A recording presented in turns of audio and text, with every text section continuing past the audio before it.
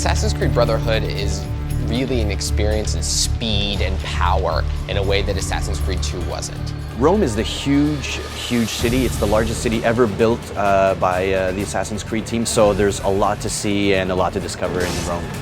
It's about 3 times the size of Florence, so it's the biggest world we've ever done in our map. The production has been exponential. Everything is moving faster. You can do more with the world. You can use more abilities. At the same time, Ezio is acquiring power. Ezio is much more mature, he's seasoned, he's experienced, and he gets to build his own Assassin's Order. You really have the feeling of playing the master assassin.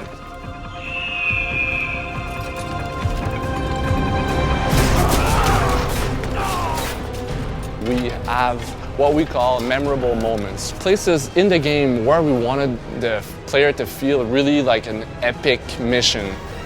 I wanted the player to remember each set piece and be able to talk about them with friends, not only next week, but next month. One of the biggest set piece that we have is the Castel Sant'Angelo, which is actually the main residence of the Pope. It actually took a whole team just to build that specific landmark. It's so huge. Many aspects of the game were actually very challenging. The horse is one of them.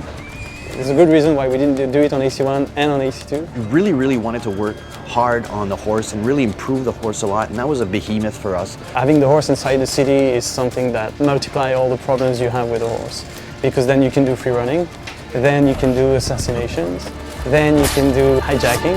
The horse was definitely a challenge. Personally, when I play Assassin's Creed Brotherhood, my favorite part is to be really stealthy. And what's nice about it is that now you have your fellow assassins with you. You can really come up with a plan, send your assassins on missions. You can call your fellow assassins to kill people around you who you want dead. Ezio just does it with this little gesture like they're dead. I mix it up a bit. I do like to do this social stealth action, like blade in the crowd type. Sometimes I just love to go in Rambo style and just kill everything. I like kind of barreling through things. I'm not a delicate player.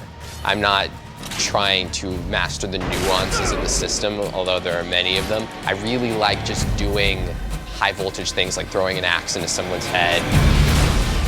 My favorite gadget are the smoke bombs. Call your assassins, they throw smoke bombs, it's chaos. And then you just go for the kill and savor that final moment.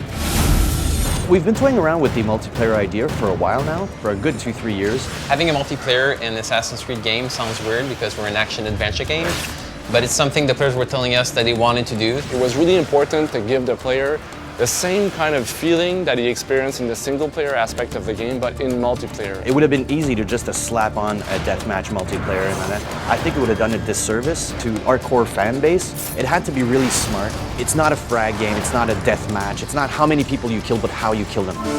I think I prefer the courtesan as a multiplayer character because I can play and look at a cute girl at the same time.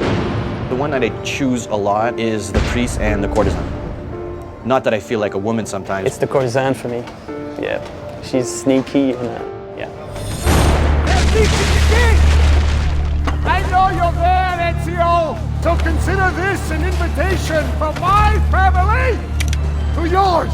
For me, Brotherhood is about character and conflict. We actually based the whole story around the Borgia family, and they actually existed in real life.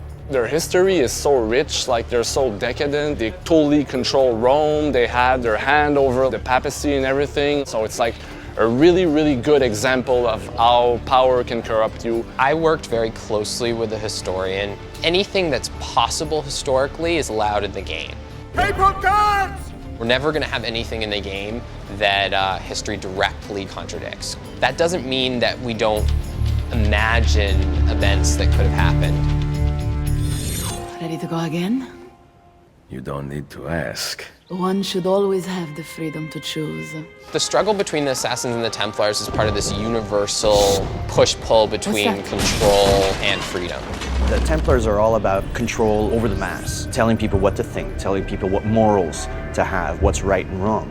And the Assassins represent freedom of thought, freedom of choice. A lot of gamers talk about how our endings are like cliffhangers, but I think the Assassin's Creed game, like any season finale, deserves such an ending. Don't forget, It's all about Desmond's ancestors. So it's all about Desmond's story, going into a machine and reliving ancestors' past lives. What will be really racking their brains at the end of the game is that you can't really trust anybody. We really wanted to keep people on their toes. Who's on my side and who's really not on my side? Have the player doubt who his friends are and who his enemies are. It's really like a big conspiracy and you don't know who's a Templar, who is an assassin. That part is really true for Desmond as well.